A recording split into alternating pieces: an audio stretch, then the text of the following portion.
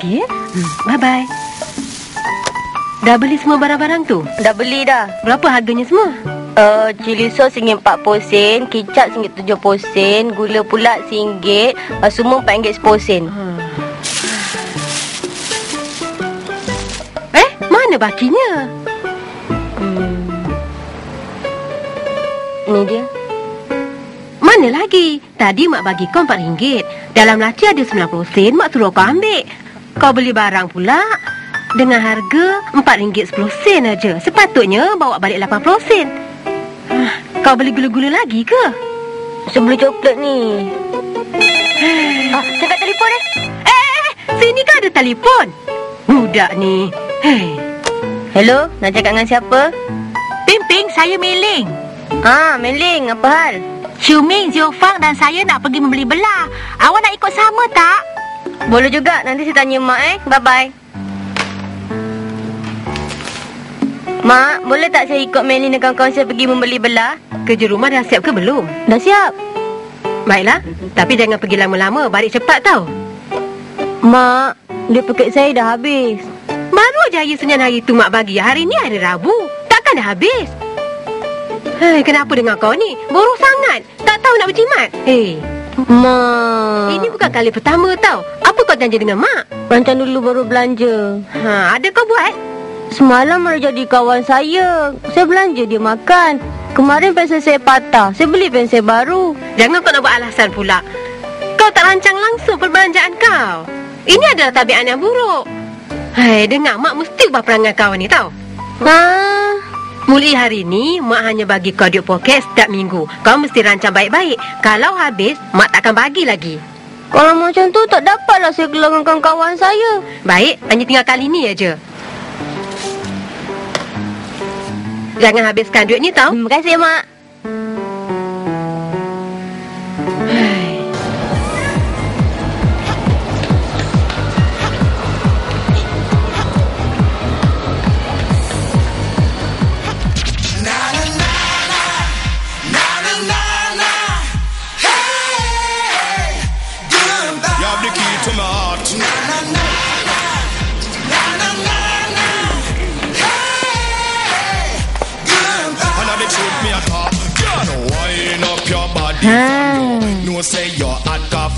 Tengok ni dah CD yang paling saya suka. Wah, CD kat rumah awak kan dah cukup banyak. Yalah, mana ada masa nak dengar. Tak apa, simpanlah bila senang baru dengar. Ini CD Backstreet Boys tau.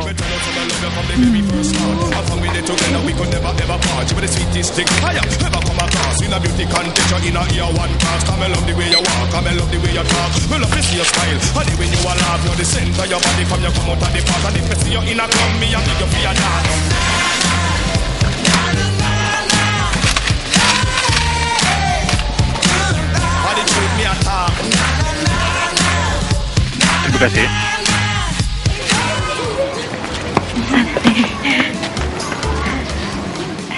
Awak semua nak makan apa? Saya nak makan burger dan minuman bergas. Saya pun nak burger. Dan minuman saya pula teh limau. Saya pula nak minuman bergas saja.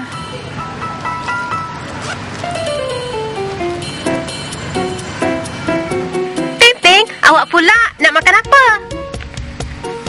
Saya tak nak makan apa-apa. Dah berjam-jam kita berjalan. Awak tak lapar ke? Yalah. Saya tak lapar. Minumlah air. Dahaga pun tak. Baiklah, kita beli 2 bungkus burger, 2 minuman bergas dan 1 teh limau. 1 burger berharga RM3.10. 2 burger berharga RM6.20. 1 minuman bergas RM1.10. Kalau 2 RM2.20.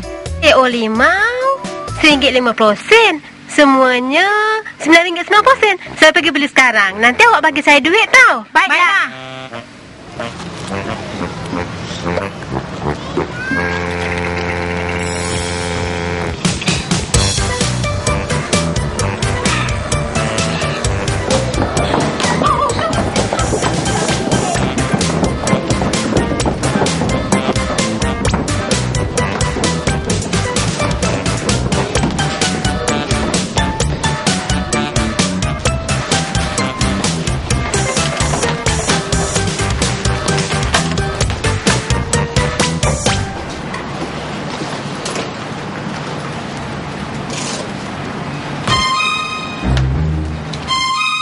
Pimping, kenapa?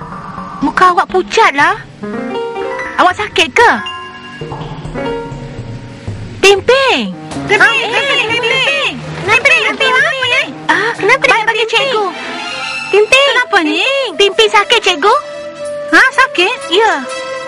Kenapa awak? Pimping, kenapa dengan kamu, Murid-murid jangan berdiri rapat dengannya. Dia perlukan udara segar. Pimping, kenapa ni? Cikgu. Kamu rasa sakit ke? Kalau sakit, cikgu bawa kamu jumpa doktor. Cikgu, saya lapar. Kamu lapar? Lapar punya.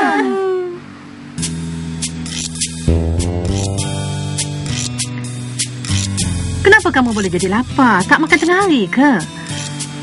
Kalau kamu tak makan tengah hari, nanti tak ada tenaga nak belajar di sekolah, tau. Pagi tadi ada kurikulum tak sempat balik makan tengah hari. Kalau begitu, kamu makanlah di kantin sekolah. Saya tak ada duit.